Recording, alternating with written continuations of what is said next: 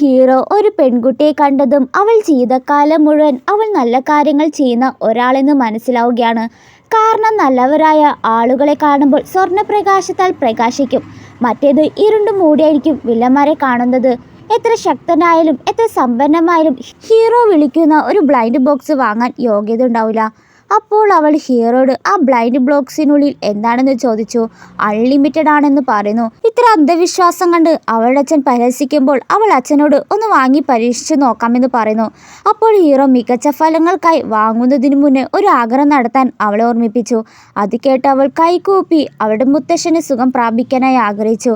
എന്നിട്ട് അവൾ ബോക്സ് തുറന്ന നിമിഷം ശക്തമായ ഒരു ശക്തി ഹീറോയുടെ ശരീരത്തേക്ക് ഇരിച്ചു കയറി. അവൾ പെട്ടി തുറന്ന് നോക്കുമ്പോൾ ഒരു മരത്തിന്റെ വേര് മാത്രമാണ്. അവളുടെ അച്ഛൻ ഇത് കണ്ട് ഹീറോയെ ചോദ്യം ചെയ്തു. എന്നാൽ അവളുടെ കയ്യിലത്തെ വേരുകളെ കുറിച്ച് അവൾക്കറിയില്ല. ആകാശത്തെയും ഭൂമിയെയും താങ്ങി നിർത്തുന്ന ആദ്യത്തെ വിദ്യവൃക്ഷമാണിത്. ഇതിന്റെ വേരുകൾക്ക് എല്ലാ രോഗങ്ങൾക്കും പരിഹാരം കാണാൻ കഴിയും. അപ്പോൾ അവൾ ആഗ്രഹിച്ചത് തന്നെ ലഭിച്ചിരിക്കുന്നു.